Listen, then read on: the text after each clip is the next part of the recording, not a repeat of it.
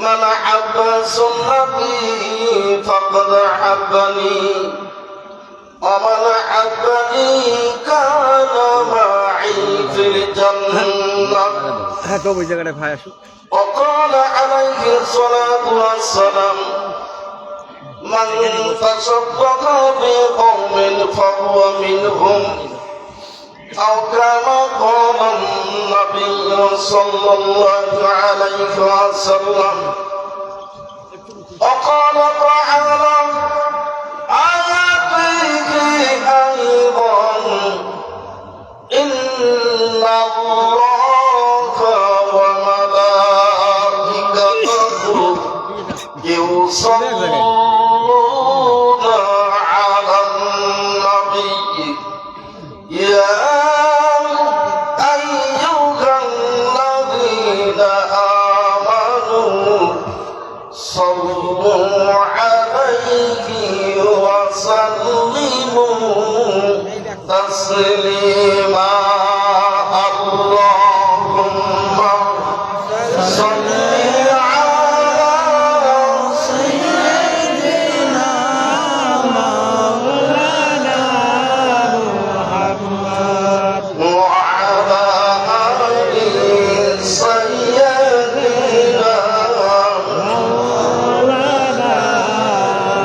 محمد. সকল মহব্বতে আওয়াজ দিয়ে বলি আল্লাহুম্মা সাল্লি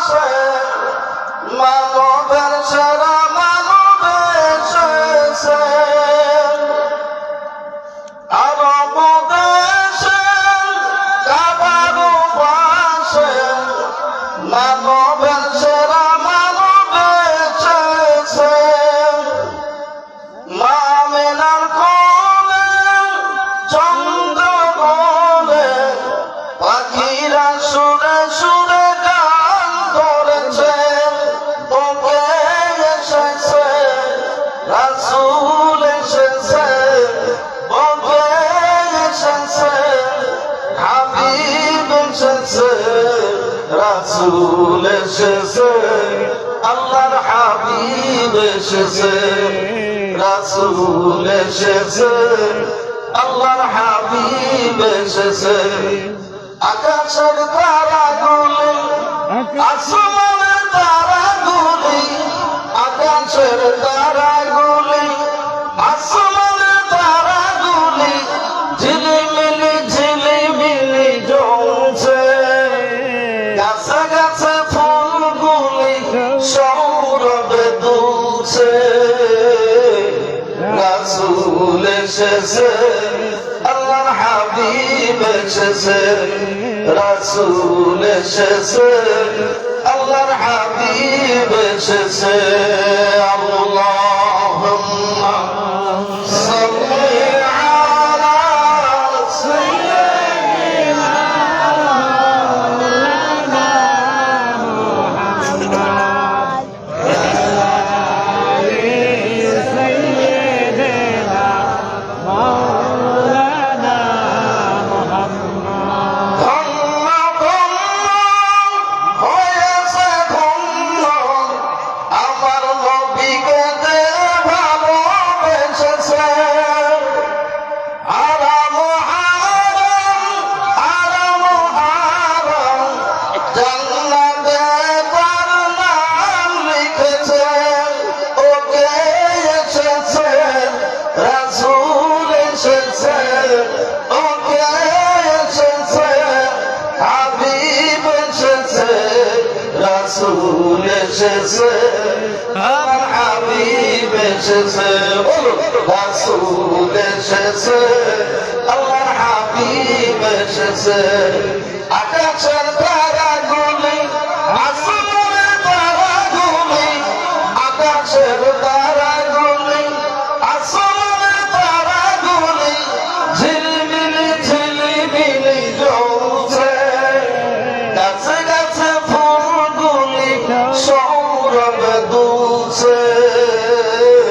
রাসূল এসেছে আল্লাহর হাবিব এসেছে রাসূল এসেছে আল্লাহর হাবিব এসেছে লা ইলাহা ইল্লাল্লাহ লা ইলাহা ইল্লাল্লাহ লা ইলাহা ইল্লাল্লাহ লা ইলাহা ইল্লাল্লাহ লা ইলাহা ইল্লাল্লাহ লা ইলাহা ইল্লাল্লাহ লা ইলাহা ইল্লাল্লাহ দেখা আমলের বান্ধবেলা কাজে লাগবে মরণ বেলা ভাইরে দেখা আমলের বান্ধবেলা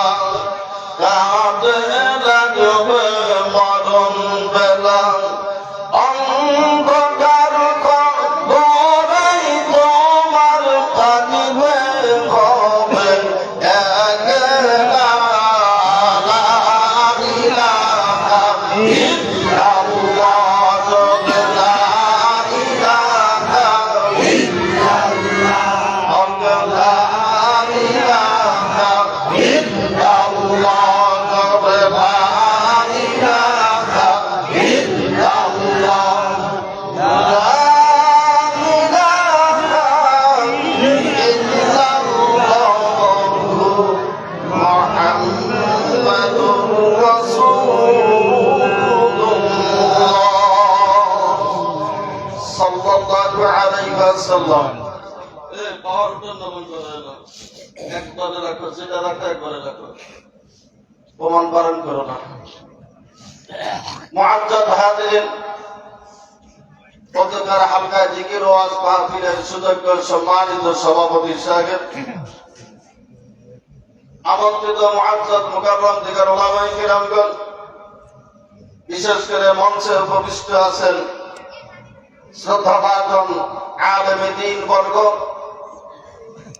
সামনে উপবিষ্ট আমার পিতার বয়সের আমার দাদার বয়সের মুরব্বিয়ানে কেরাম যুবক বন্ধুরা স্নেহের কসিকা ছাড়া পর্দার অন্তরালে অবস্থানরতা পর্দানিশীর মা ও বোনেরা আল্লাহ পাকের দরবারে শুকরিয়া জ্ঞাপন করছি যে রব্বুল আলামিন আজকের এই সন্ধ্যায় পবিত্রতম জায়গা জালিসুর রহমানের মধ্যে বসাইয়া বাদবাকি থেকে যুবককাল পর্যন্ত অত্যন্ত জ্ঞানগর্ভ আলাপ আলোচনা আমাদিগকে শোনালেন আজকের এই পবিত্র সন্ধ্যায় যে আল্লাহ পাক আমাকে আপনাকে এত বড় সৌভাগ্যশালী করলেন সেই মাহবুবের দরবারে শুকরিয়া আদায় করার লক্ষ্যে সুস্থ শরীরে জবানটা খুলে একবার বুলন্দ আওয়াজের শুকরিয়া আদায় করি জোরে সোরে বলি আলহামদুলিল্লাহ সকলকে দরুদ ও সালাম বর্ষিত হোক প্রিয় নবীজির উপরে যিনি হলেন আশরাফুল আম্বিয়া খাতামুল আম্বিয়া সাইয়্যিদুল মুরসালিন রাহমাতাল লিল আলামিন হাবিবুর রহমান হুজুরে আনোয়ার কুল কায়নাতের নবী সৃষ্টি জগতের নবী আল্লাহর নবী রহমতের নবী দয়ার নবী মায়ার নবী উম্মতের কান্ডারি আমার আপনার দরদি নবী আখির নবী জনাবে মুহাম্মদুর রাসূলুল্লাহ সাল্লাল্লাহু আলাইহি ওয়াসাল্লামের প্রতি ভাইরা আমার ভাই আমার পূর্বে যে কথা আলোচনা করলেন আমার সাহিত্যের অত্যন্ত কাছের মানুষ এই চুয়াডাঙ্গা সহ বাংলাদেশের বিভিন্ন ডিস্ট্রিক্টে যিনি আমার সাহেবের পক্ষ থেকে সমন্বয়কারী হিসেবে দায়িত্ব পালন করেন যদিও তিনি মাদ্রাসায় পড়ালেখা করেন নাই কলেজে বিশ্ববিদ্যালয়ে পড়াশোনা করেছেন তারপরেও দেখেন একজন মানুষের কাছে থাকার কারণে একজন অলির সোহবত এখতিয়ার করার কারণে আজকে সে অনাবশ্যী ভাবে অনবরত এরকম ভাবে সারা বাংলাদেশে এরকম ভাবে কথা বলতে পারেন একটু জোরে কন্যা এই জন্য একটা কথা আছে সৎসঙ্গ স্বর্গবাস অসৎসঙ্গ সর্বনাশ বন্ধুরা আমার ভাইরা আমার আমার দরদি মোর্শেদ একটি কথা বলে থাকেন, বেঁচে আছো আশ্চর্য নাই মানুষের সহচর্য, বেঁচে আছো আশ্চর্য নাই মোর্শেদের সহচর্য। থাকতো যদি তোমার একটু ধৈর্য ঐশ্বর্য তোমার গায়ে ধরতো না, একটু জবানটা খুলে বলেন না আলহামদুলিল্লাহ। আমার ভাইরা, আমি ভূমিকায় যাব না, কোন সরাসরি জায়গায় গায়াতে কারিবার আমি বাংলা অনুবাদে যাচ্ছি। আল্লাহ সুবহানাহু ওয়া তাআলাকে পাওয়ার জন্য আমাকে আপনাকে যিনি সৃষ্টি করেছেন সেই আল্লাহকে পাওয়ার জন্য, সেই আল্লাহর সাথে সম্পর্ক করার জন্য আল্লাহ পাক কালামে হাকিমের ভিতরে যেই দিক নির্দেশনা দিয়েছেন সেটাই তিনি আলোচনা করেছেন। আল্লাহর নবীকে উদ্দেশ্য করে বলতেছেন, কুল হে রাসূল আপনি বলে দিন, ইন কুনতুম তুহিব্বুনাল্লাহ ফাত্তাবিউনি ইউহিব্বুকুমুল্লাহ, যদি তোমরা আমি আল্লাহকে পাইতে চাও তাহলে কি করো, আমার বন্ধুকে ভালোবাসো। তারপরে নবীর জবান দিয়ে বলাইতেছে যে হে রাসূল আপনি বলে দেন, যদি আল্লাহকে পাইতে চাও তাহলে আমি নবীকে ভালোবাসো, আমি নবীর ইত্তেবা করো। আর ইত্তেবা করলে কি লাভ হবে, আয়াগফির লাকুম যুনুবাকুম, তোমার তামাম জিন্দেগীর গুনাহ আল্লাহ মাফ করে দেবে। একটু জোরে কন্যা সুবহানাল্লাহ। আমার ভাইরা, নবী তো একজন মানুষ, তিনি তো একজন মানুষ, আমার মস্তক একজন মানুষ। মানুষকে ভালোবাসলে আল্লাহ জীবনের গুনাহ মাফ করে দেয়। সেই মানুষটা কেমন মানুষ, সেই মানুষটি তিনি কেমন মানুষ ছিলেন, সেই মানুষ সম্পর্কে আগে ধারণা অর্জন করতে হবে। আল্লাহকে পাইতে হলে আগে যে রাসূলকে ভালোবাসা লাগবে, রাসূলকেই তো চিনি না, আল্লাহরে কেমনে চিনব? বলুন তো ভাই, আমাদের সৃষ্টি করেছেন কে? আল্লাহ। জবান খোলেন কে? আল্লাহ। বাঁচিয়ে রেখেছেন কে? আল্লাহ। খাওয়ান কে? আল্লাহ। পরান কে? আল্লাহ। চলান কে? আল্লাহ। বলান কে? আল্লাহ। কার জমিনে থাকি? আল্লাহ। কার আসমানের নিচে থাকি? আল্লাহ। কার আবাদত গ্রহণ করি? আল্লাহ। সে আল্লাহকে দেখছেন কে? একটু হাত উঠান তো দেখি। আল্লাহকে এতদিন দেখতে পারি আমরা, অথচ তার জিম্মায় আমি আপনি বেঁচে আছি। এটা কি নিজের ভিতরে একটু ধাক্কা লাগে না? আমার ভাইরা, বন্ধুরা আমার, এই জন্য যে আপনাদের ক্ষেত্রে আমি কথাগুলো একটু সামান্য সময়ের ভিতরে আলোচনা করব। বন্ধুরা আমার, আল্লাহ রাব্বুল আলামিন এই জন্য বলা দিয়েছেন, হে দুনিয়ার মানুষ, তোমরা আমার বন্ধুকে ভালোবাসো। আমার বন্ধুকে ভালোবাসতে পারলে আমি আল্লাহকে ভালোবাসা হয়ে যাবেন। আমি আল্লাহকে যদি ভালোবাসা হয়ে যায়, বন্ধুর সাথে যদি বন্ধুত্ব করতে পারো তাহলে আমি আল্লাহর সাথে বন্ধুত্ব হয়ে যাবে। আর আমি আল্লাহর সাথে বন্ধুত্ব হয়ে গেলে তোমার তামাম জিন্দেগীর গুনাহগুলো আমি মাফ করে দেব। সূরা সুবহানাল্লাহ। আমার ভাইরা, নবী তো এখন জগতের বুকে বেঁচে নাই, কেমন করে ভালোবাসবো? নবী তো সোনার মদিনাতুল মুনাওয়ারায় শহীদ আছেন, সেইখানে আমাদের যাবার মতো কোনো টাকা নেই, পয়সা নাই। আবার যারা চাইতে পারে তারাই বা কতটুকু নবীকে চিনতে পারলো। বাংলার জমিন থেকে ৬,৫০০ কিলোমিটার দূরে হলো সোনার মদিনা। বন্ধুরে, সেই মদিনাতুল মুনাওয়ারায় যাই না তো নবীকে দেখা যায় না, কেননা রওজার মধ্যে তিনি শহীদ আছেন। বাংলার জমিনে আমরা যারা থাকি, আমাদের যাওয়ার মতো অনেকের মন থাকলেও সাধ্য নাই, যাইতে পারি না। কিন্তু নবীকে পাওয়ার জন্য মনটা কাঁদে, হৃদয়টা কাঁদে। আল্লাহ কেমন মদিনাওয়ালারে পাইব, তোমার বন্ধুর সাথে কেমন করে একটা সম্পর্ক লাগাবো? জোরে কন্যা সুবহানাল্লাহ। নবীকে দেখতে কার কার মন চাই? একটু হাত উঁচু করে দেখেন। আল্লাহু আকবার, লিল্লাহি তাকবীর, আল্লাহু আকবার, লিল্লাহি তাকবীর, আল্লাহু আকবার। আলহামদুলিল্লাহ। না ভাই, নবীকে দেখার জন্য মনটা সবাই কাঁপে। ভালোবাসার জায়গা মদিনা, ভালো লাগার জায়গা মদিনা, ভালোবাসার জায়গা মদিনা, ভালো লাগার জায়গা মদিনা। এমন সুন্দর জায়গা কোথাও দেখি না, এমন সুন্দর জায়গা কোথাও দেখি না, সাজিয়েছেন স্বয়ং রব্বানা, ভালো লাগার জায়গা মদিনা, ভালোবাসার জায়গা মদিনা, ভালো লাগার জায়গা মদিনা। যতই দরদ পড়ি তৃষ্ণা মেটে না, যতই দরদ পড়ি তৃষ্ণা মেটে না, সুন্নাতে আর শান্তি থাকে না, ভালো লাগার জায়গা মদিনা, ভালোবাসার জায়গা মদিনা, ভালো লাগার জায়গা মদিনা।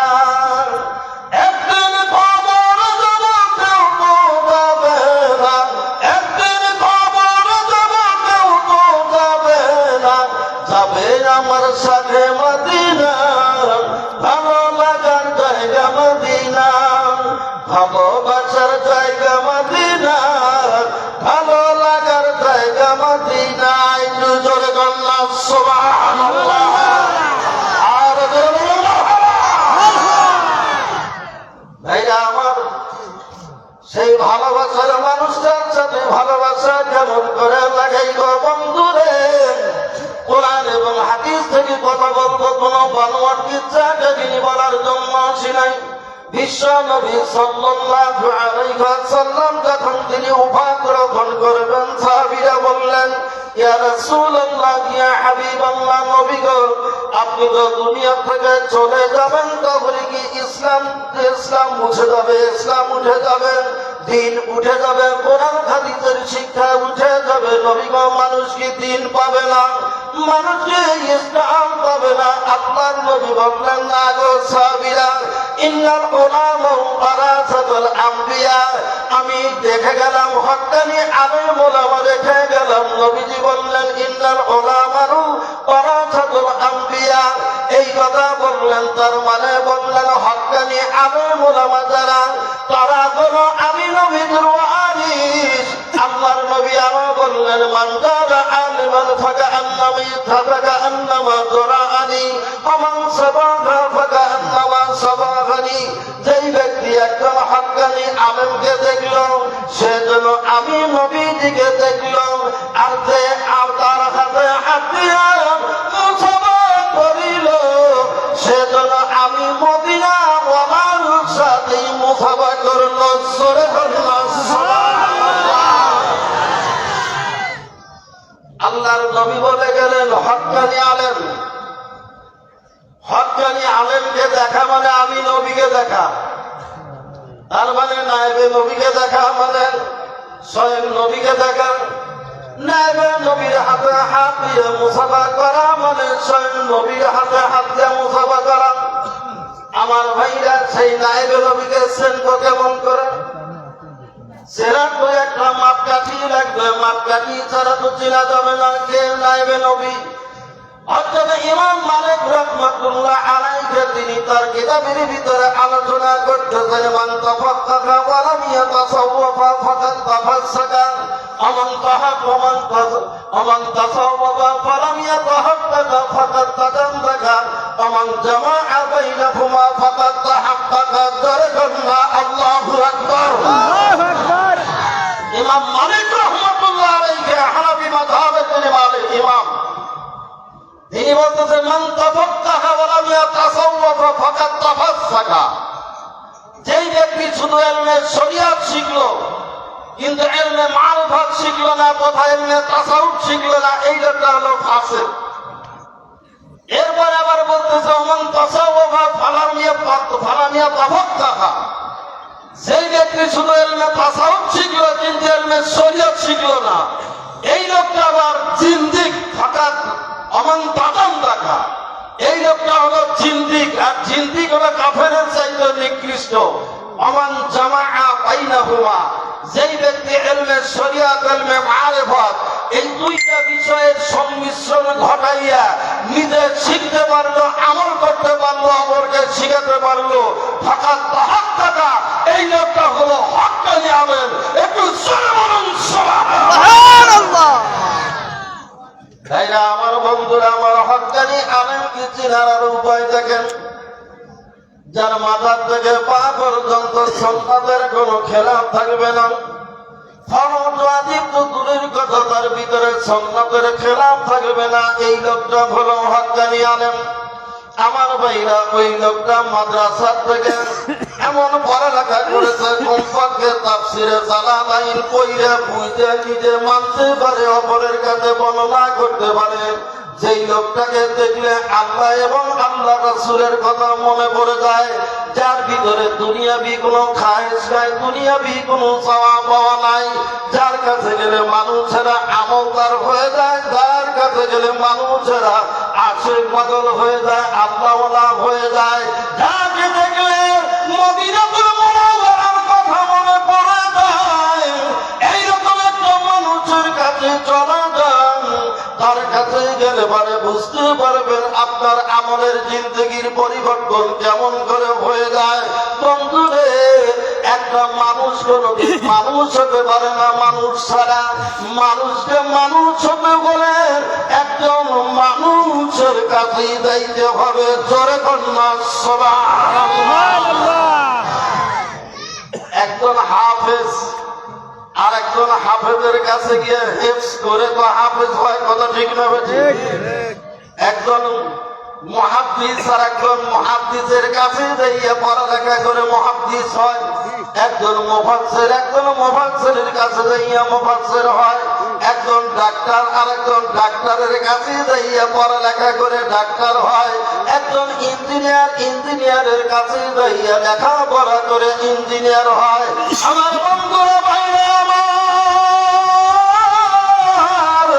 দুনিয়ার বুকে দেখেন না একজন মানুষ যেটাই হতে চান না কেন, তার দুই রকম। একটা মানুষের কাছে যাওয়া দরকার, মানুষের কাছে না গেলে তার মন্ত্রীরা মাকসুদে বুঝতে পারে না। ডাক্তার কথা বলে ডাক্তারের কাছে যায়, ইঞ্জিনিয়ার কথা বলে ইঞ্জিনিয়ারের কাছে যায়। অনুরূপ ভাবে যদি একজন আল্লাহওয়ালা হতে হয়, একজন আল্লাহওয়ালার কাছেই যাইতে হবে। জোরে কন্যা সুবহানাল্লাহ। লা ইলাহা ইল্লাল্লাহ।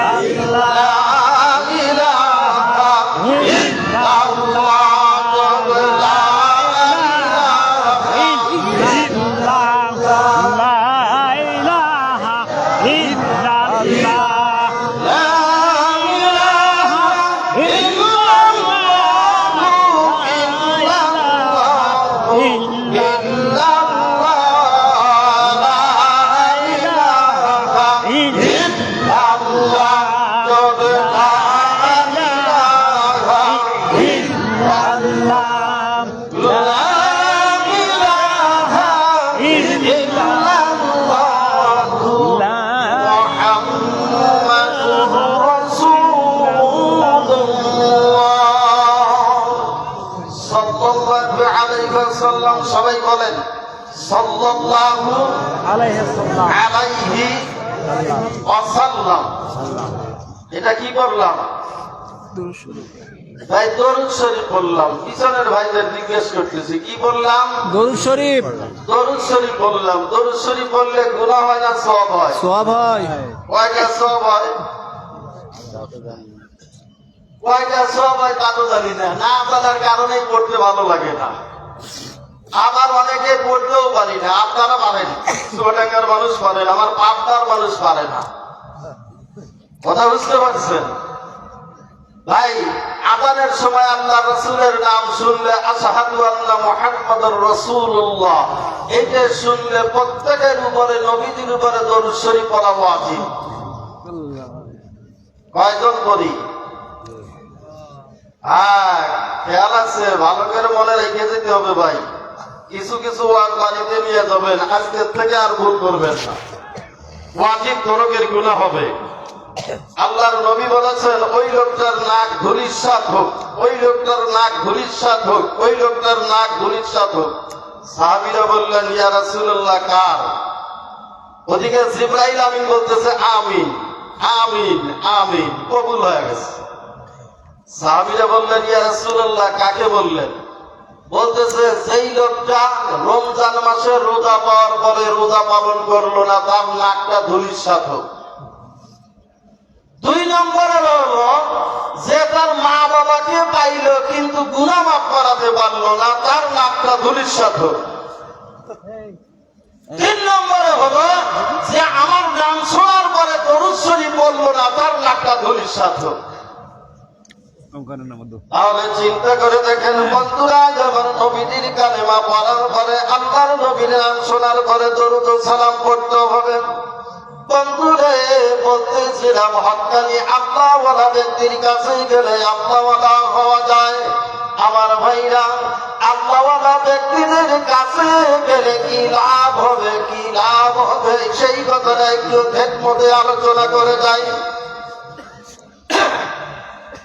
আমার ভাইরা, এক দেশে এক চোর ছিল।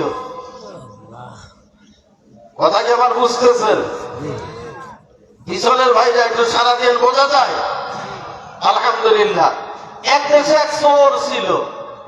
সেই চোর কিন্তু দুনিয়াবি কোনো কিছু চুরি করতো না। মানুষ মারা গেলে ওই মানুষের কাফনের কাপড় চুরি করত।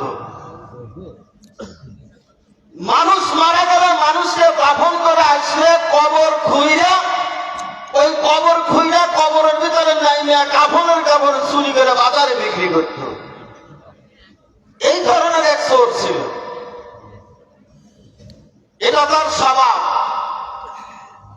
একদিনকার ঘটনা, এই রকম যখন ঘটনা ঘটাইতেছিল, 1 দিন 2 দিন করে ঘটনাগুলো ঘটাতে থাকে। ওই দেশে একজন আল্লাহর ওলি ছিলেন। আল্লাহর ওলি তিনি জানতে পারিলেন অমুক চোর নাকি কাপড়ের কাপড় চুরি করে করে বিক্রি করে, তাহলে তো তার সাথে একটু দেখা করা দরকার। এবার একদিন চলে গেলেন চোরের বাড়িতে, যাইয়া ডাকতে বলতে যে, বাবারে, সত্য কথা বলবা, মিথ্যা কথা বলবা না। তুমি নাকি মানুষের কাফনের কাপড় চুরি করো। বলে, হ্যাঁ হুজুর, আপনার সাথে মিথ্যা কথা বলবো না। যেহেতু আপনার কাছে ইলহাম আছে, আপনি যেহেতু ইলমে লাদুন্নি অর্জন করেছেন, আপনার কাছে ইলহাম আছে, আপনার কাছ থেকে আমি মিথ্যা কথা বলবো না, আমি কথা লুকিয়ে চলবো না, সত্য কথা বলতেছি। এবার ওই আল্লাহর ওলি ডাকতে বলতেছে, বাবা রে, তুমি যে চুরি করে আনো কাপড়ের কাপড় বিক্রি করে কয় টাকা পাও? এখন ধরে নেন সে 200 টাকা বা 500 টাকা বিক্রি করে। এইরকম ভাবে তখন বললো, আমি 200 টাকা বিক্রি করি, এই 200 টাকা বিক্রি করার জন্য আমি কাফনের কাপড় চুরি করি। এবার ওই আল্লাহওয়ালা ব্যক্তিটি কি করলেন, পকেট থেকে 500 টাকা বের করে এবার বললেন, বাবা রে, ধরো, তোমাকে আগেই আমি টাকা দিয়ে গেলাম, সাবধান সাবধান, তুমি আমার কাফনের কাপড় চুরি কইরো না রে বাবা। ও বাবা, তুমি জানো দুনিয়ার বুকে ফরজ করি না, সুন্নাতের খেলাফত করি না, আমি নেসফে শাক পোশাক পরিধান করে চলাফেরা করি, মাথায় পাগড়ি বাঁধি যুব্ব পরিধান করে চলাফেরা করি। আর তুমি যদি আমার কবরের ভিতরে নাইমা যদি আমার কাফনের কাপড়টা চুরি করে নিয়ে যাও, আমি উলঙ্গ হইয়া কবরের ভিতরে থাকবো, মানুষেরা আমার ইজ্জত দেখতে পারবে। বাবা রে, তোমার হাতে ধরে বলে দেখতেছি, আগে থেকেই আমি তোমাকে ডবল টাকা দিয়ে গেলাম, সাবধান সাবধান, তুমি আমার কাফন চুরি কইরো না। জোরে কন্যা একবার সুবহানাল্লাহ। বাবা, এই কাজটা করো না। চোর বলল, ঠিক আছে হুজুর, কথা দিলাম। আল্লাহর কি কুদরত, 1 মাস যেতে না যেতেই আল্লাহর ওলি ইন্তেকাল করলেন। আল্লাহ নবী ইন্তেকাল করার পরে এবার গভীর রাত হয়ে গেল, যখন তাকে দাফন করা হয়ে গেছে গভীর রাত হয়ে গেল, আর চোরের ঘুম ধরে না। চোর চিন্তা করে সর্বনাশ, কি করবো এখন। আমার ভাইরা, হাদিস শরীফের মধ্যে এসেছে যে যদি সম পাহাড় সরে গেছে বিশ্বাস করিল, কিন্তু মানুষের চরিত্র অতি তাড়াতাড়ি পরিবর্তন হয়েছে এটা বিশ্বাস করো না। মানুষের চরিত্র পরিবর্তন হওয়া বড় কঠিন জিনিস। ভাইরা আমার, এই জন্য আমার পরবী মোর্শেদ মানিকগঞ্জের আল্লাহর কুতুব বলেন, মানুষকে চরিত্র পরিবর্তন করতে হলে একটা নেশার থেকে আর একটা নেশায় ফেলাতে হবে। একজনের মনে করেন বিড়ি খাওয়ার নেশা আছে, ধূমপান করার নেশা আছে, মদ খাওয়ার নেশা আছে, টিভি দেখার নেশা আছে, তাস খেলার নেশা আছে।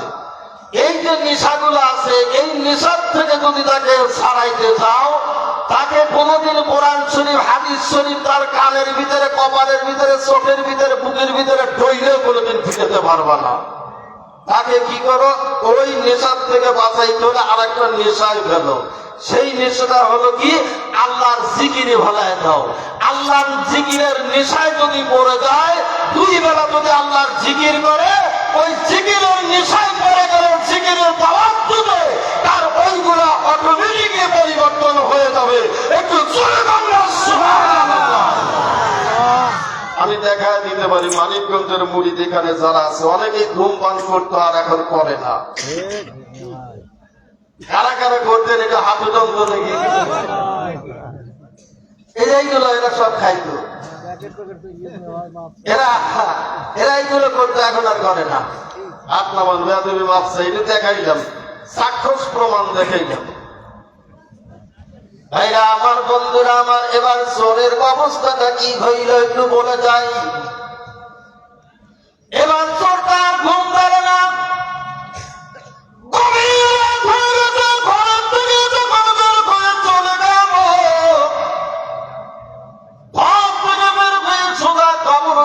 চলে গেছে কবরস্থানের জায়গা। এবার কবর খোলা শুরু করে দিয়েছে।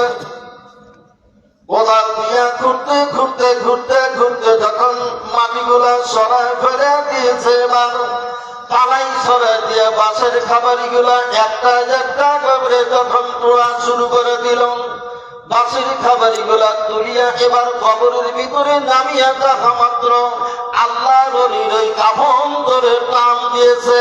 সাথে সাথে আল্লাহর ওলি তারা খপ করে হাত খানা ধরে ফেলে দিছে।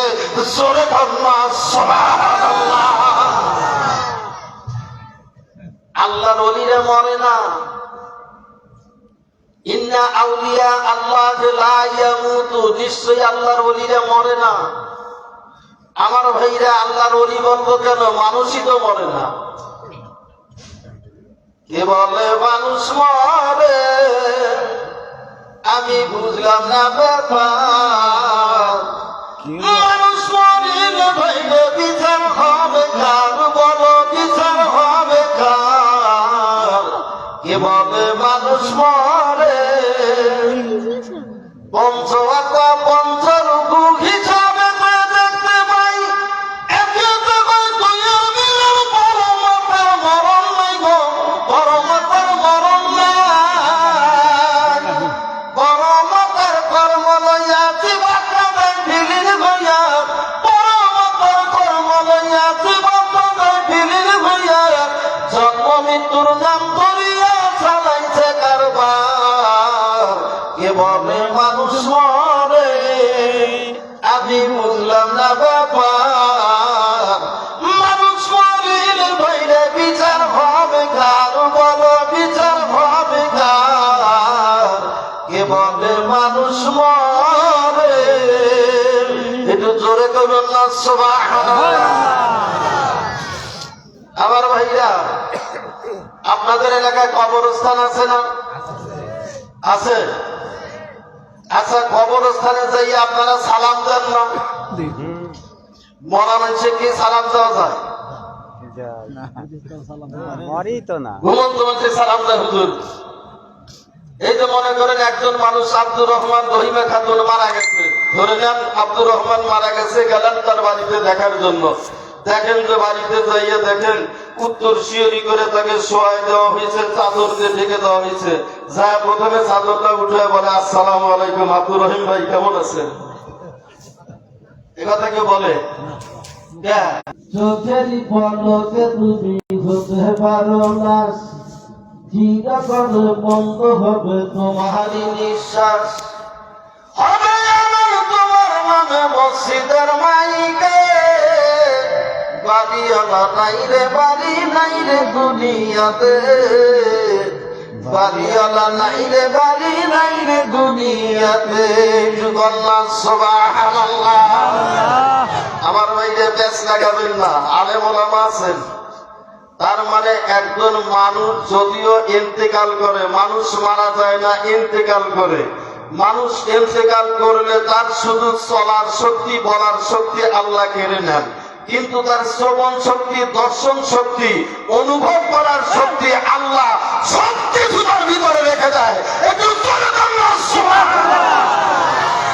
কে তারে গোসল করায় সে দেখতে পায়, কে তারে কবর শোয়ায় সে বুঝতে পারে, দেখতে পারে, কে তারে দোয়া করে বুকে হাত রেখে সে দেখতে পায়, কে তার জন্য হাত তুলে দোয়া করে দেখতে পায়, কে তারে সালাম দেয় সেটাও দেখতে পায়। একটু জোরে বলেন না সুবহানাল্লাহ। কিন্তু সে কথা বলতে পারে না। ভাইরা আমার, বন্ধুরা আমার, আল্লাহ বলা ব্যক্তিরা তার চাইতে আরো পাওয়ার ভুল, তাদেরকে আল্লাহ শক্তি দান করেছেন। এবার আল্লাহ ওই জায়গায় হাত ধরেছে, চোর দেখার চোরের হাতে গভীর একটু করে ফেলে দিয়েছে। চোর এক চিৎকার মানে কবরের ভিতরে পড়ে গিয়েছে, কবরের ভিতরে বইটা মইরে গেছে। রায় থাকে তো 3:30, তাতে তো হলো কবর, তারপরে অন্ধকার, তারপরে আবার গোরস্থানে। এমনি গোরস্থানের কাছে যাইতে ভয় লাগে, কথা ঠিক না? ভয় লাগে না ভাই? আপনাকে লাগে কি না? তবে আমার লাগে। আমার ভয় লাগে কি গোরস্থান থেকে খাইছে ধরবো, এটা না। আমার ভয় লাগে এই কবরে কেমনে থাকবো, আমার ভয় লাগে এই কবরে কেমনে থাকবো। কোন জমিনের মাটি আমার হবে গোরস্থান, কোন জমিনের মাটি আমার হবে গোরস্থান। কাদের চোখের জলে আমি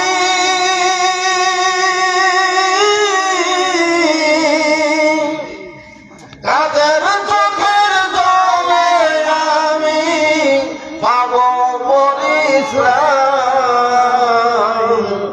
কোন জমিনে মাটি আমার হবে গোরস্থান। কাদের কাছে চলে আমি কবরে এসে যাব, জানি না কার দোয়াতে আমি খোদার রহম পাবো। তাদের কাঁধে চড়ে আমি কবরে এসে যাব, জানি না কার মহলা তাদের খোদার রহম পাবো। কার দোয়াতে করবেন ক্ষমা,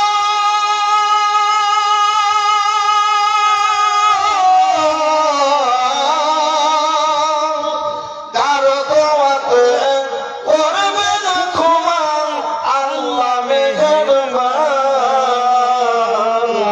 কোন জমিনে মাটি আমার হবে গোরস্থান, কোন জমিনে মাটি আমার হবে গোরস্থান। একটু জোরে জোরে বললাম সুবহানাল্লাহ। আমার ভাইয়া খারাপ লাগতেছে? আহা, কোন জায়গায় শুইবেন কেউ বলতে পারবেন? কেউ বলতে পারবেন না। খুব ভালো লাগতেছে আপনারা কথাগুলো শুনতেছেন, অনেক মানুষ এসেছেন ভাই। আবার যদি অনুরোধ করে রাখবেন, অনেক ভাইরা তারা আছে, তারা বসার জায়গা করে দিতে পারবেন। একটু পিছন থেকে মাঝখানে যেটু ফাঁকা জায়গা আছে একটু দয়া করে একটু আগা বসেন না ভাই। পিছনের ভাইরা একটু দয়া করে একটু আগা বসেন, ওই ভাইদেরকে একটু বসার জায়গা করে দেন না ভাই। আর একটু মহাব্বতে দরুদ শরীফ পড়েন। আল্লাহুম্মা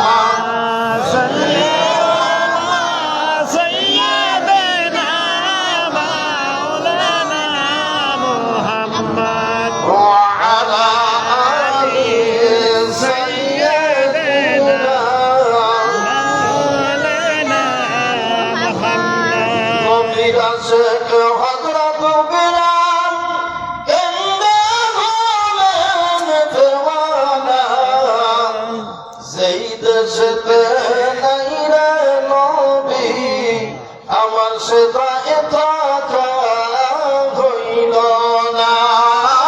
আল্লাহুম্মা সাল্লি সাইয়্যিদিনা মাওলানা মুহাম্মদ ওয়া আলা আলি সাইয়্যিদিনা মাওলানা মুহাম্মদ। সকলে বলি সাল্লাল্লাহু আলাইহি ওয়াসাল্লাম। ভাইরা আমার, এবার চোর যখন মনে পড়ে গেল কবরের ভিতরে গভীর রাত্রিতে কি অবস্থাটা হয়ে গেল চিন্তা করে দেখেন বন্ধুরে। আল্লাহওয়ালা ব্যক্তিরা কি করবেন একটু তার উদাহরণ টেনে যাচ্ছি এই ওয়াকিয়ার মাধ্যমে। এবার আল্লাহর ওই অলি তিনি কি করলেন, তার একজন খলিফাকে স্বপ্ন দেখালেন। খলিফা রে, ও তখন তুমি আর ঘুমিয়ে থাকো না, তাড়াতাড়ি জাগ্রত হও। জাগ্রত হইয়া কবরস্থানে চলে আসো। দেখো আমার কবরের ভিতরে চোর বেটা মইরা বইরে গেছে। এই ঘটনা ঘটাইছিল, আমার কাফন চুরি করতে এসেছিল। আমি তখন ওর হাত ধরে ফেলেছি, ও অ্যাক্সিডেন্ট দিয়ে পরে হার্ট অ্যাটাক করে মরে গেছে। মরিয়া এবার আমার কবরের পাশে পড়ে আছে, আমার কবরের ভিতরে পড়ে আছে। ও খলিফা, তাড়াতাড়ি উঠো, তাড়াতাড়ি উঠিয়া ওকে নিয়ে যাও। ওকে নিয়ে যাইয়া সুন্দর করে গোসল করাও, গোসল করাইয়া কাফন পরাও, কাফন পরাইয়া জানাজা দাও, জানাজা দিয়া আমার পাশে আমার কবরের ভিতরে ওরে শোয়াইয়া দাও। কেননা ওর হাতের সাথে আমার হাতটা লেগে গেছে। ওকে জান্নাতে না নেওয়া পর্যন্ত আমি জান্নাতে চাইতে পারবো না।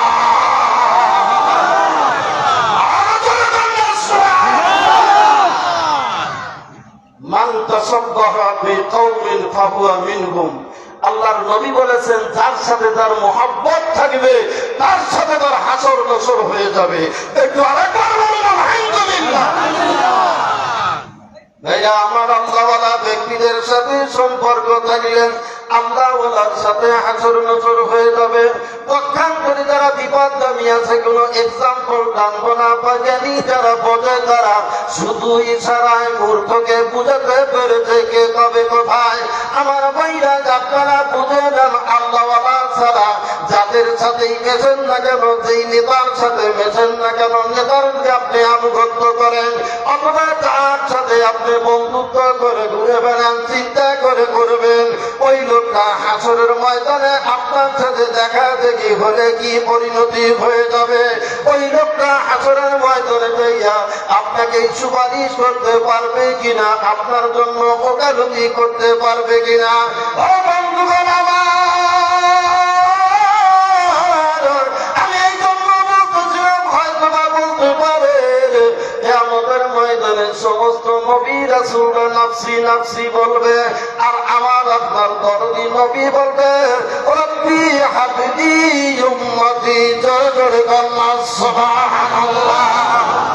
আমার ভাইরা বলতে পারেন, তাহলে নবী নবী রাসূলরা নাফসি নাফসি বলবে, আল্লাহওয়ালা ব্যক্তিরা কেমন করে সুপারিশ করবে? বাদাম রে, ও বন্ধুরা, কিতাব পড়ে দেখেন, একজন হাফেজে কোরআন, সে বেছে এক নয় দুইজন নয় 10 জন ব্যক্তির জাহান্নামের অর্ডার হয়ে গেছে। এই ধরনের একজন ব্যক্তি, এই ধরনের 10 জন মানুষকে সুপারিশ করে সে জান্নাতে নিয়ে যেতে পারবে। একজন আলেম ব্যক্তি 100 জন মানুষকে সুপারিশ করে জান্নাতে নিয়ে যেতে পারবে। হাদিস শরীফের ভিতরে এসেছে তাদের জন্য জাহান্নাম ওয়াজিব হয়ে গেছে। আল্লাহওয়ালা ব্যক্তিদের কথা বলি, আল্লাহওয়ালা ব্যক্তিরা তারা কেমন করে নিবে? আল্লাহওয়ালা ব্যক্তিরা তারা তাদের মুরিদদেরকে নিয়ে যাইয়া বিশ্ব নবীর কাছে ধরায় দিবে। আল্লাহর নবীকে ডেকে ডেকে বলবেন, ইয়া রাসূলুল্লাহ, ইয়া হাবিবাল্লাহ, এরা আপনাকে মহব্বত করেছিল, আপনার জন্য তারা ভালোবাসা অর্জন করার জন্য জীবন দিতে প্রস্তুত হয়েছিল, আপনার সুন্নাতের পাগল হয়েছিল, আপনার আনিত জীবন বিধান তারা মেনে চলেছে। তাদের পাতার থেকে পা পর্যন্ত প্রতিটা ক্ষেত্রে আপনার সুন্নাতের সুন্নাতের তামাচ্ছুম দ্বারা, সুন্নাতের মুজাসসাম দ্বারা আবৃত হয়ে গিয়েছিল। ইয়া রাসূলুল্লাহ, আপনার পক্ষ থেকে দাওয়াতি কাজ করেছিলাম। এরা তাই তো দাওয়াত পাইয়া তারা 2 বেলা জিকির করে আপনার আশেক পাগল হয়ে গিয়েছিল। আপনার হাতে আমি তুলে দিলাম, আল্লাহর নবী সেই দিন পরাইয়া জান্নাতে নিয়ে যাবে। আশিক বিনা কে বুঝিবে বলো দয়াল নবীর শান, রহমতে আলম নবী মাওলা কোরআনে ফরমান। আশিক বিনা কে বুঝিবে বলো দয়াল নবীর শান। একটু জোরে জোরে কন্যা সুবহানাল্লাহ। আচ্ছা ভাই, বলুন তো দেখি, এই যে আমরা জোরে বললাম একটু সুবহানাল্লাহ, এটা কি অপরাধ হয়েছে? যাই না বুঝে উত্তর দিবেন। খালি আমরা বলবো কেন? বাংলাদেশের প্রখ্যাত উলামায়ে কেরাম যত আছে, যত মুফাসসিরিনে কেরাম আছে, যত শাইখুল হাদিস আছে, যত আল্লামা আছে, যত মুফতি আছে, যত মুনাফির আছে, প্রত্যেকেই দেখবেন আলোচনা করার সময় বলে জোরে কন্যা সুবহানাল্লাহ। হুজুর মিথ্যা কথা বললাম? তাইলে সুবহানাল্লাহ যদি জোরে কইল, এটা কি হলো? জিকির হইল না? জিকির হইল না? তাইলে ওই জায়গা জোরে কইলে পাপ নাই। আর আমরা যদি সন্ধ্যায় একটু 10-12 জন এক জায়গায় বসে জোরে জোরে সুবহানাল্লাহ কই, তাহলে আমার পাপ নাকি? আমাদের পাপ। কোন কোন ভাই আবার ফতোয়াও দেয়, বলে যে জোরে জিকির করে যে কুফরি করতেছে। জোরে কন্যা নাউজুবিল্লাহ। জোরে জিকির করিলে কি কুফরি? এ মাইক ম্যান, একটু পাওয়ারটা বাড়া দিয়ে জানে ভাই। প্লিজ লিসেন টু মি, দয়া করে একটু শুনে যান ভাই। আমি দলিলকে কথা বলবো। আল্লাহ কোরআনুল কারীমের মধ্যে বলেছেন, আযকুর রাব্বাকা ফি নাফসিকা তাকাররুবান ওয়া খিফাতান ওয়া দুনাল জাহরি মিনাল কওলি বিল গুদুবি ওয়াল আসাল ওয়া লা তাকুম মিনাল গাফিলিন। একটু জোরে বলেন আল্লাহু আকবার। আল্লাহু আকবার। তাফসীরে মাআরিফুল কোরআন পড়ে দেখেন। আমি তাফসীরের উদ্ধৃতি দিয়ে গেলাম, সূরা আরাফের শেষের আয়াত কোট করে নেন। যে ভাইরা বলে যে জোরে জিকির করা কুফরি, তারা কোট করে নেন। সূরা আরাফের শেষের আয়াত, তাফসীরে মাআরিফুল কোরআন আপনি পড়ে দেখেন। শুকরিয়া, ধন্যবাদ। তাফসীরে মাআরিফুল কোরআন পড়ে দেখেন, ওখানে আল্লাহ কি বলতেছেন? আযকুর রাব্বাকা ফি নাফসিকা, তুমি কি করো? জিকির করো তোমার প্রভুর জন্য। ফি নাফসিকা, তোমার আত্মা দিয়া। তাদাররুআ ওয়া খিফাতান ওয়া দুনাল জাহরি, ভীত এবং সন্ত্রস্ত অবস্থায়। দুনাল জাহরি মিনাল কওলি, অতি উচ্চ আওয়াজে নয়। দুনা জাহির মিনাল কাউলে, অতি উচ্চ আওয়াজে নয়, বিল গুদুবি ওয়াল আসল, সকাল এবং সন্ধ্যায়, ওয়ালা তাকুম মিনাল গাফিলিন, তুমি গাফেলদের অন্তর্ভুক্ত হইও না। কন্যা সুবহানাল্লাহ। তাইলে কোরআন শরীফের আয়াতে আল্লাহ বললেন দুনাল জাহরি। এখানে ওলামায়ে কেরাম আছেন, বুঝতে পারবেন আল্লাহ যদি বলতে দুনা সাউতি, তাইলে হইতো মনে মনে। সাউত মানে শব্দ, আর জেহের শব্দের অর্থ হলো চিৎকার করা। জেহের শব্দের অর্থ চিৎকার করা। এখানে মুফাসসিরিনে কেরাম বলেছেন জেহের মানে আযান দেওয়া। আযান দেওয়াটা যেরকম জোরে চিৎকার করে আযান দেওয়া হয় বুলন্দ আওয়াজে, এটাকে বলা হয় জেহের। অতএব এই দুনাম জেহের বলা হয়েছে, তার মানে আযানের মতো অত জোরে আওয়াজে নয়। তাহলে আবার এখানে বলা হয় নাই যে শব্দ করো না, একথাও বলা হয় নাই। দুনাল জাহের বলা হয়েছে, তার মানে অতি উচ্চ আওয়াজে নয়। এই কথার দ্বারা মুফাসসিরিনে কেরাম ঐক্যমত হয়েছেন যে মধ্যম আওয়াজে জিকির করো। একটু জোরে কন্যা সুবহানাল্লাহ। মধ্যম আওয়াজ কোনটা? সুবহানাল্লাহ, সুবহানাল্লাহ, সুবহানাল্লাহ, আলহামদুলিল্লাহ, আলহামদুলিল্লাহ, আলহামদুলিল্লাহ, আল্লাহু আকবার, আল্লাহু আকবার, আল্লাহু আকবার। এটা মধ্যম আওয়াজ।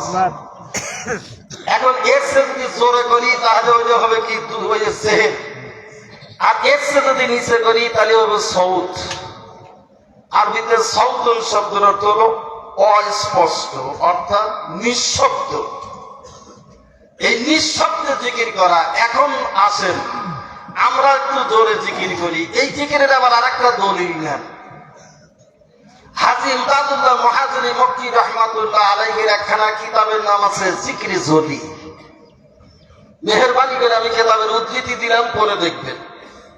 জিকরে জলি কিতাবের ভিতরে উনি বুলন্দ আওয়াজে জিকিরের একটা দলিল পেশ করেছেন হাদিস শরীফ থেকে।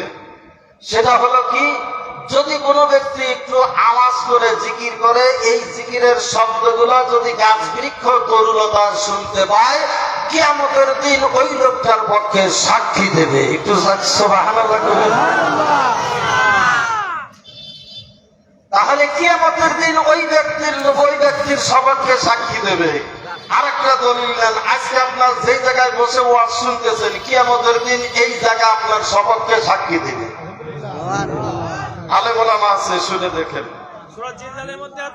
হ্যাঁ, তো আমার ভাইরা তাইলে এই জায়গা যদি সাক্ষী দেয় আমি ভালো কাজ করলাম, ওই রকম ভাবে যে জায়গায় বসে আমি খারাপ কাজ করব, ওই জায়গা আমার বিপক্ষে সাক্ষী দেবে। এবার চিন্তা করে দেখেন, যদি জিকিরটা জোরে করি, তাহলে জিকিরে যদি কিতাবের ভিতরে এসেছে তোমার ঘরের বেড়া যদি ওই শব্দ শুনে বেড়াও সাক্ষী দিবে। তাহলে এখন বলেন জোরে জিকির করা জায়েজ না না জায়েজ? আচ্ছা, সেই বন্ধুরা বলে জোরে জিকির করা কুফরি, ওই ব্যক্তিকে আমি বলবো মিয়া ভাই আপনি একটা দলিল দেন, কুফর কাকে বলে? কুফর শব্দের অর্থ কি আপনি জানেন? কুফর আরবিতে কাফরুন শব্দ থেকে আসছে কুফর। কাফুর শব্দের অর্থ ঢাকনা, আর কুফরুন শব্দের অর্থ হলো ঢেকে রাখা, অস্বীকার করা, অবিশ্বাস করা, লুকায়িত করা। তাহলে এটার নাম হলো কুফর। আমি যদি আল্লাহর কোনো আয়াতকে ঢেকে রাখি, অস্বীকার করি, লুকায়িত করি, আয়াতকে চেঞ্জ করে দেই, তাহলে আমার কুফরি হবে। অতএব আন্দাজে একজনকে কুফর বইলা এবার হাদিস শরীফ থেকে দলিল নেন। হাদিস শরীফের মধ্যে এসেছে কোন ব্যক্তি যদি কাফের বলে, ওই লোকটা যদি কাফের হয় তাহলে তার কথাটা ঠিক আছে, আর যাকে কাফের বললো সে যদি কাফের না হয় তাহলে ওই কথাটা ব্যাক করবে। ব্যাক করে যে বলছে তার উপরে কথিত হবে, ওই লোকটা কাফের হয়ে যাবে। কথা ভুল বললাম? তাহলে চিন্তা করে এত তাড়াতাড়ি বলা যাবে না। একজন মানুষ নামাজ পড়ে না, তাকে কাফের বললেন, বলা যাবে না, কারণ ওই লোকটা নামাজ বিশ্বাস করে, নামাজ বিশ্বাস করে। অবশ্য হাদিস শরীফে এটা দলিল আছে, বাইনাল কুফরি ওয়াল মুমিনু বাইনাস সালাত, বাইনা ফারকুস সালাত তরকুস সালাত, বাইনা তরকুস সালাত। তো কাফের আর মুমিনের ভিতরে পার্থক্য হলো নামাজ।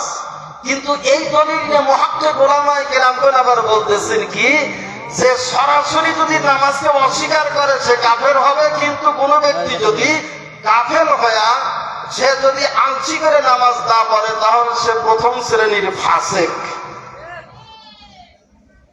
ওই লোকটা প্রথম শ্রেণীর ফাসেক। এবার ওই লোকটা যদি আবার নামাজে ফিরে আসে, তওবা করে, সে মুমিন হয়ে যায়। একটু বলনা সুবহানাল্লাহ।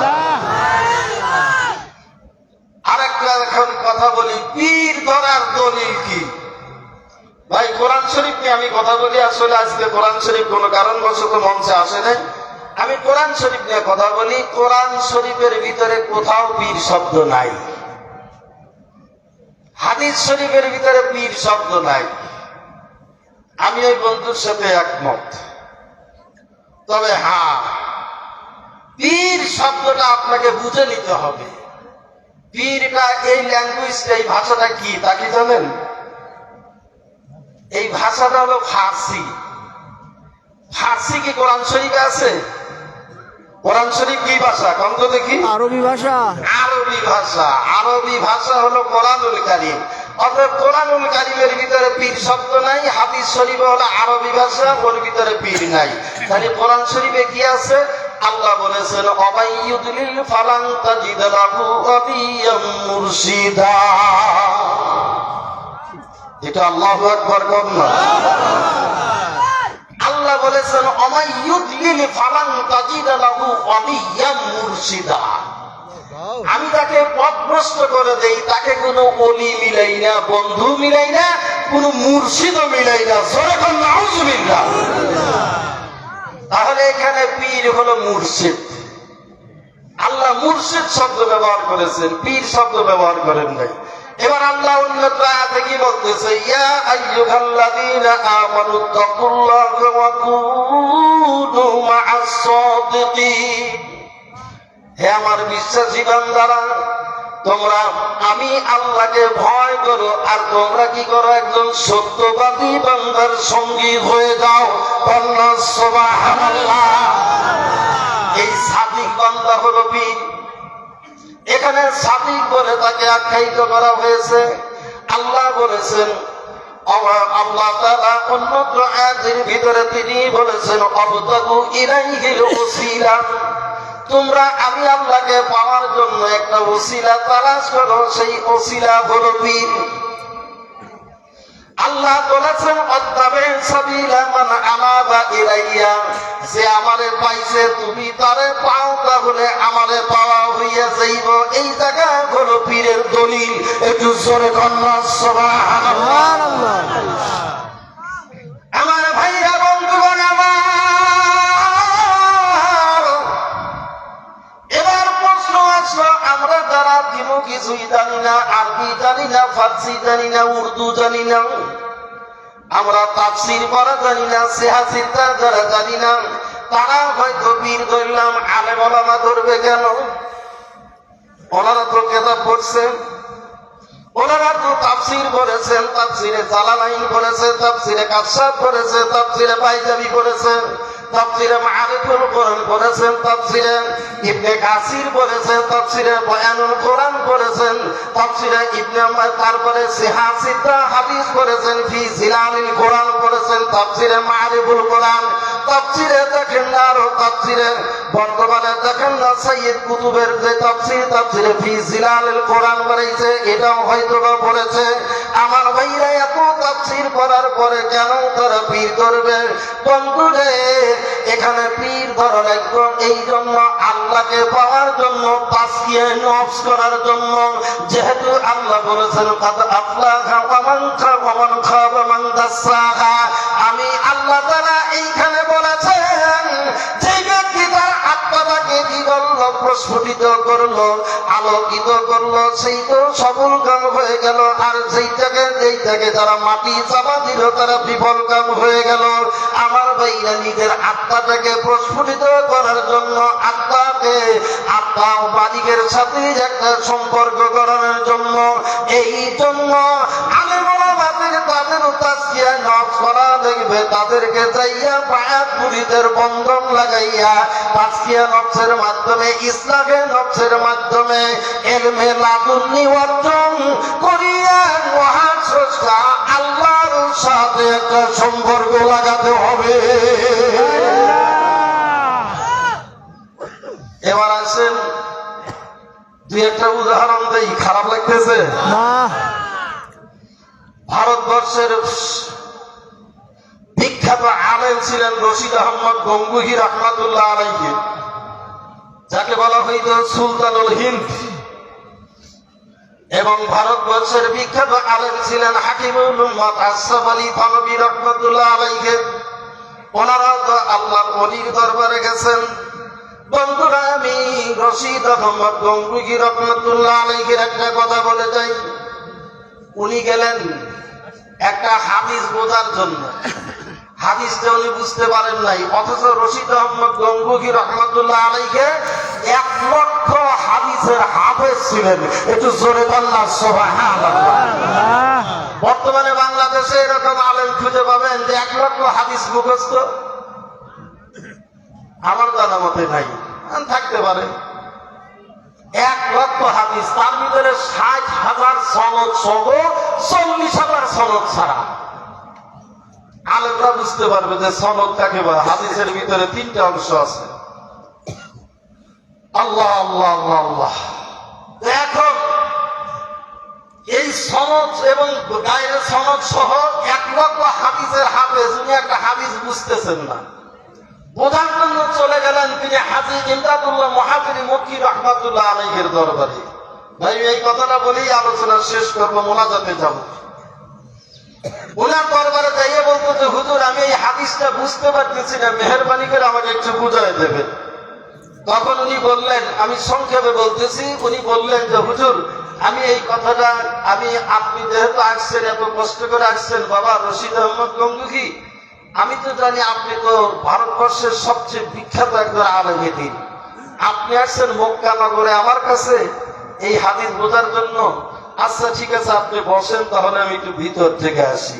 এবার ভিতরে চলে গেলেন, অর্থাৎ বাড়ির ভিতরে চলে গেলেন। বাড়ির ভিতরে গিয়ে আবার তিনি গোসল করলেন, নতুন করে আবার গোসল করলেন।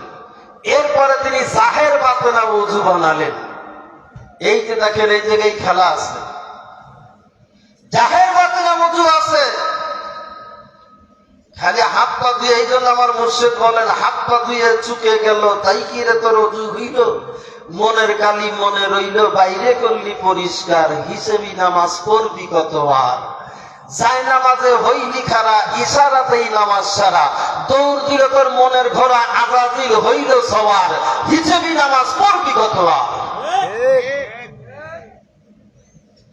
যাই নামাজে খারা হইলে মন যায় আমার ঢাকা, মন আমার আক্কেল আক্কেল করে। ভাইরা আমার, বন্ধুরা আমার, রশিদ আহমদ গঙ্গুহিকে বললেন, বাবার একটু বসেন, আমি ভিতর থেকে আছি। ভিতরে যাইয়া গোসল করলেন, জাহের বাতেনা ওযু বানালেন। ওযু বানাইয়া এবার তিনি 2 রাকাত নামাজ আদায় করলেন, শুকরানা নামাজ আদায় করিয়া তখন তিনি মুরাকাবায় বসে গেলেন, চক্ষুটা বন্ধ করিয়া কপাল থেকে নাক বরাবর দৃষ্টি আনিয়া এবার যখন তিনি মুরাকাবা মুসাহাদার ভিতরে বসে গেছেন, বসিয়া সরাসরি মদিনাওয়ালারে জিজ্ঞাসা করতেছেন, ইয়া রাসূলুল্লাহ, ইয়া হাবিবাল্লাহ, রশিদ আহমদ এসেছে ভারতবর্ষ থেকে আমার কাছে হাদিস বোঝার জন্য। ইয়া রাসূলুল্লাহ, আমাকে বলে দেন, এই হাদিস বোঝার জন্য এসেছে, আমাকে একটু বলে দেন না, কি বলবো? আল্লাহর নবী বললেন, হাদিসের ইবারত, এই ব্যাখ্যা, এই বিশ্লেষণ, এই আমি যা যা বলে দিলাম তাই তাই তাইয়া রশিদ আহমদকে জানাইয়া দাও। রশিদ আহমদকে জানাই দাও।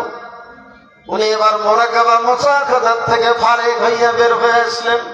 বের হয়ে আসিয়া বললেন, বাবা রশিদ আহমদ, হাদিসের ব্যাখ্যা, এই বিশ্লেষণ, এই এর হুকুম, এই আমি তোমাকে বলে দিলাম। রশিদ আহমদ গঙ্গুহি রহমাতুল্লাহ আলাইহি বললেন, হুজুরগণ কোথায় পাইলেন এই হাদিসের এই ব্যাখ্যা বিশ্লেষণ? আমার কাছে তো কত লক্ষ লক্ষ হাদিসের কিতাব রয়ে গেছে, 1 লক্ষ হাদিস আমার ইয়াদ রয়ে গেছে, আমার মুখস্থ রয়ে গেছে, আমি তো কোনো ব্যাখ্যা এই যাবৎ খুঁজে পাইলাম না। কেমন করিয়া কোথায় পাইলেন, কোন কিতাবে পাইলেন, একটু হাওলা দেন। এবার হাকিম তাকুল্লাহ মুহাজির মক্কি রহমাতুল্লাহ আলাইহি বলেন, ও বাবা রশিদ আহমেদ শুনে নাও, আল্লাহর কসম করে বলতেছি আমি কোনো কিতাব দেখি নাই, আমি বাড়ির ভিতরে গেছি, মুরাকাবা মুশাহাদা করেছি, চক্ষু বন্ধ করিয়া হাদিস চলার জিজ্ঞাসা করিলাম, উনি সাদা বলে দিলেন, আমি এসে তাই তোমার জানাইয়া দিলাম। আরেকবার বলা যাবে সুবহানাল্লাহ। বলতেছে হাদিসের ব্যাখ্যার দরকার আমার না, বিশ্লেষণও দরকার আমার না, আমার দরকার হাদিসওয়ালা যা পায় বলে দিছে আমি তাই বলে দিছি, হাদিসওয়ালারে আমি পাইছি। কন্যা সুবহানাল্লাহ। আমার বন্ধুরা, রশিদ আহমদ গঙ্গুহি একজন জ্ঞানী মানুষ, আলেমে দ্বীন, উনি বুঝতে পারলেন সর্বনাশ, এত লক্ষ লক্ষ হাদিস পড়লাম, আজ পর্যন্ত আল্লাহ রাসূলের সাথে তো কথা বলতে পারলাম না, অতএব কোনো কথা নাই। এবার পা জড়া ধরেছেন, পা জড়া ধরে বলতেছেন, হুজুর মেহেরবানি করে আমাকে একটু ওই এলেমটা শিক্ষা দেন, কোন এলেম অর্জন করলে হাদিস ওয়ালার সাথে কথা বলা যায়। তখন বললেন, বাবারে এই এলেমটা হলো সিনা এলেম, সিনার ভিতরে এই এলেমটা আসবে, সিনার মাধ্যমে সিনার ভিতরে চলে আসবে, কলবের থেকে কলবের ভিতরে এই এলেমটা আসে। বাদাম এ বাদাম রে, এই এলেমটা কিতাবের ভিতরে পাওয়া যাবে না, কিতাবের ভিতরে কোনো জায়গায় খুঁজে পাইবা না রে বাবা। বাবা রে, এলেম হলো 2 প্রকার, আলে ইলম ইলমান, এলেম হলো 2 প্রকার, একটা বলবো ইলমে যাহির, আর একটা হলো ফাতাকাল ইলমুন নাফিউ, অর্থাৎ একটা হলো কিতাবী এলেম। কিতাবী এলেম যদি তুমি পাইতে চাও তাহলে কিতাবের ভিতরে পাইবা, কিন্তু ইলমে যাহির যদি পাইতে চাও এটা আনুগত্যের শপথ গ্রহণ করা লাগবে, একটা বন্ধন লাগাতে হবে, রুহানি কানেকশন লাগাতে হবে, কানেকশনের মাধ্যমে এই এলেমটা ভিতরে আসে। ও বন্ধুগণ আমার,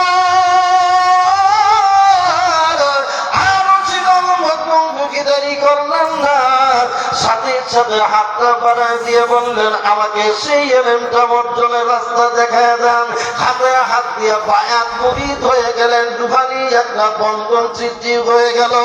এবার দেখা গেল ওই রুহানি বন্ধনের কারণে তার ভিতরে লাইট জ্বলে উঠলো, কলবের ভিতরে লাইট জ্বলে উঠলো, ওই লাইট দিয়া এবার মদিনা ওয়ালারে তিনি দেখতে পাইলেন। একটু জোরে জোরে বললাম সুবহানাল্লাহ। আমার ভাইরা, এই যে লাইট গুলো জ্বলতেছে, একটা লাইটের সাথে আর একটা লাইটের তারের কানেকশন আছে না?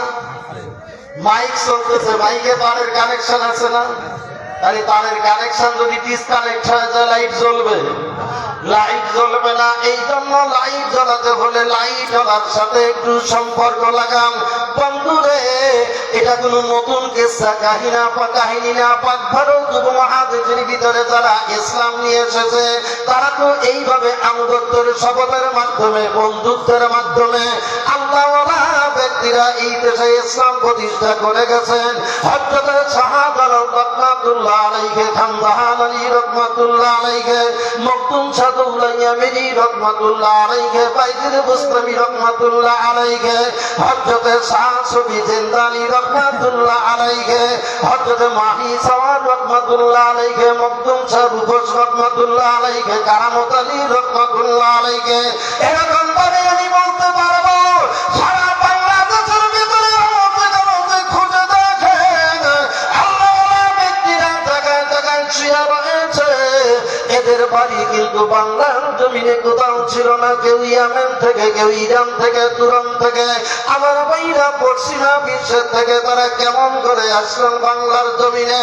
তাই সেই সময় তো কোনো উড়োজাহাজ ছিল না, স্টিমার ছিল না, লঞ্চ ছিল না, রেলগাড়ি ছিল না, বাস আশরাকের কোনো জন্মই হয় নাই, সেই সময় কেমন করে তারা আসলেন বাজানরা?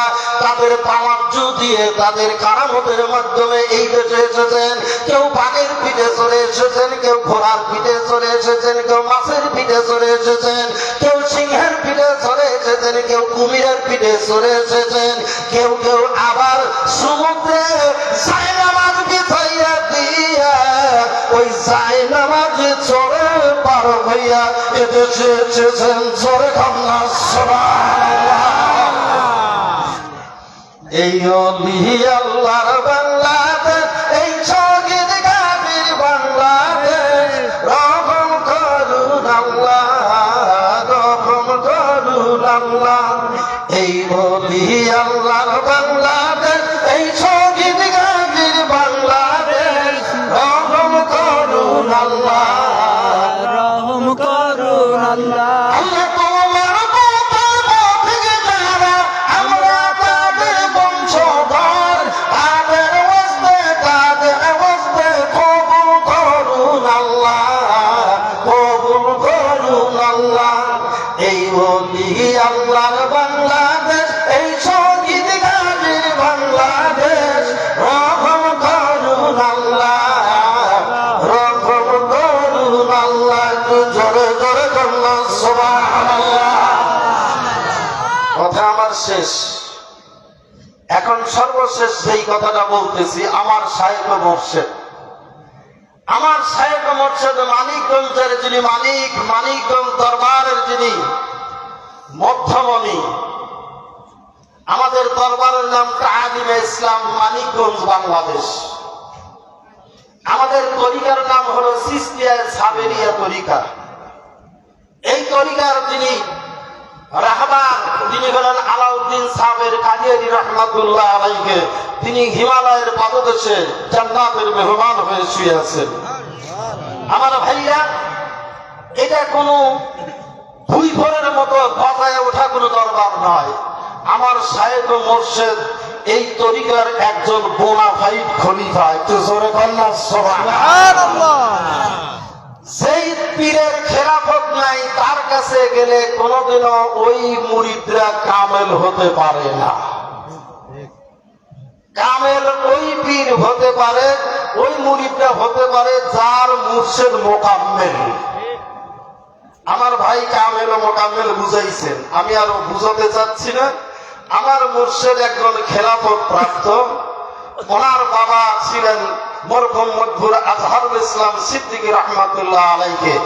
উনি আমার শাইখকে খেলাফত দিয়েছেন। একটু জোরে কন্যা সুবহানাল্লাহ। দুই তরিকার উপরে খেলাফত দিয়ে, চার তরিকার উপরে খেলাফত দিয়েছেন। চিশতিয়া সাবেরিয়া তরিকা আছে, কাদরিয়া, চিশতিয়া, নকশবন্দে, মুজাদ্দিদিয়া। বিশেষ করে কাদরিয়া তরিকার উনি সবক বাতায়। কাদরিয়া তরিকার উপরে খেলাফত দিয়েছেন। তো আমার দাদা হুজুর খেলাফত পাইছেন চরমনার সৈয়দ মরহুম মদহুর মাওলানা ইসহাক রহমাতুল্লাহ আলাইহির কাছ থেকে।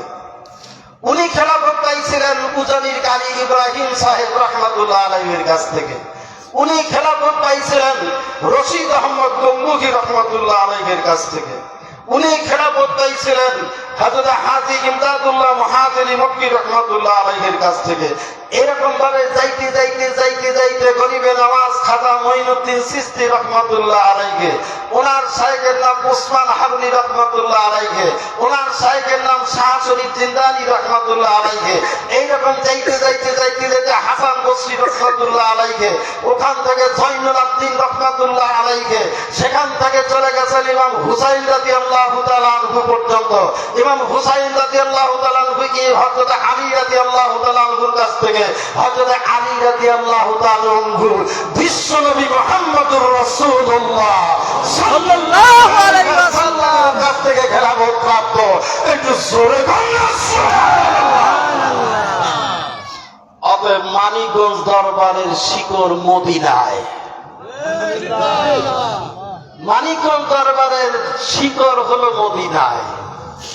মদিনার হুকুম অনুযায়ী মানিকগঞ্জ দরবার পরিচালিত হয়। দুনিয়ার নির্দেশ মোতাবেক এ দরবার পরিচালিত হয়। এ দরবারের শরীয়তের পূর্ণ পাবন্দি আমল করতে হয়। আর এই শরীয়ত যার ভিতরে নাই, এলমে মারিফত তার অর্জন হতে পারে না। এই জন্য শরীয়তের পাশাপাশি এলমে শরীয়ত, এলমে হাকিকত, এলমে তরিক, এলমে শরীয়ত, এলমে তরিকত, এলমে হাকিকত, এরপর অর্জন হয় এলমে মারিফত। একটু জোরে কন্যা সুবহানাল্লাহ। এটা আমার শেষ কথা। আমি এখনই মোনাজাত করব। মোনাজাতের আগে আরেকটা জিনিস একটু কমপ্লিট করে যাই। জিকিরের কথা বলতেছিলাম। জিকির করতে করতে করতে করতে আমার মুর্শিদ বলছেন, দেখবেন কি বাইরে আয়, দেখবেন কি বাইরে আয়। আমার ভাইরা দুধ জাল দিতে দিতে দিতে দিতে দেখবেন কি বের হয়। তারপর ওইটাকে জাল দিবেন, দেখবেন কি বের হয়। ওইটাকে জাল দিবেন, দেখবেন কি বের হয়। আস্তে আস্তে আস্তে আস্তে ঘি বের হয়। কথা ঠিক না বেঠিক? আপনি নামাজ পড়েন, নামাজের ভিতরে আছে শরীয়ত, আছে তরিকত, আছে হাকিকত, আছে মারিফত। একটু কন্যা সুবহানাল্লাহ। জানি না তাই বলি যে নামাজের ভিতরে মারিফত নাই। নামাজ শরীয়ত কি? আকিমুস সালাত, এটা হলো শরীয়ত। নামাজ কায়েম করো। এরপরে হলো কি?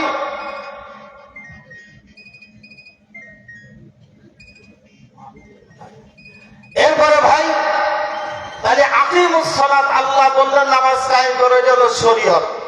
এখন নামাজ পড়বো কেমন করে? এই নামাজ পড়ার নিয়ম হলো কি? ওযু করো। 13টা ফরজ আছে, 14টা ওয়াজিব আছে। এইটা হলো কি? তরিকত। তার মানে আমি সংক্ষেপে তাড়াতাড়ি বলতেছি। তরিকত। এবার হাকিকত কি? নামাজের হাকিকত হলো আনতা আবুদাল্লাহ কাআন্নাকা তারাহু ফাইন লাম তাকুন তারাহু ফাইন্নাহু ইয়ারাক। তুমি যখন ইবাদত করো, তুমি যেন তারে দেখে দেখে ইবাদত করো। তুমি যদি তারে দেখতে না পাও, তাহলে চাইলে রেখো, মওলা তোমারে দেখে। কন্যা সুবহানাল্লাহ। এটা হলো নামাজের হাকিকত। এরপরে নামাজের মারিফত কোনটা? আসসালাতু মিরাজুল মুমিনিন। নামাজের দ্বারা বান্দার সাথে মওলার মিরাজ হয়। আরেকবার কন্যা সুবহানাল্লাহ। এবার পাইছেন নামাজের ভিতরে 4টা। নামাজের ভিতরে এই 4টা জিনিস অর্জন হবে। যার এই অর্জন হবে সেই হবে আল্লাহর ওলি। ওলি হওয়া বড় কঠিন কাজ। এজন্য আসুন না ভাই, আমি আপনাদেরকে দাওয়াত করে যাচ্ছি আগামী 19, 20, 21 তারিখ আমার শাইখের বলিষ্ঠ নেতৃত্বে শ্রীপুর গাজীপুর জঙ্গলে আমাদের বন সম্মেলন হবে। এখন বলতে পারেন হুজুর এটা আবার কি? এটা হলো কি? প্রত্যেকটা ওলিদের একটা সিলসিলা, ওলিদের একটা আমল। ওলিরা বন জঙ্গলের সাধনা করেছে। তো আমার শাইখ আমাদেরকে নিয়ে 3 দিনের জন্য জঙ্গলের ভিতরে চলে যান জিকিরের সাধনা করার জন্য। এই জিকিরের সাধনা করি আমরা স্তরে স্তরে বিভক্ত হয়ে জঙ্গলের ভিতরে বসে বসে সারা রাত আল্লাহর নামের জিকির করি। কন্যা একটু সুবহানাল্লাহ। ও ভাই, কত রাত এইরকম কাটাই গেল, একটু জিকিরে রাত কাটায় দেখছি। কত রাত আমার কেটে গেল আখি জলে, কত দিন আমার কেটে গেল বিফলে।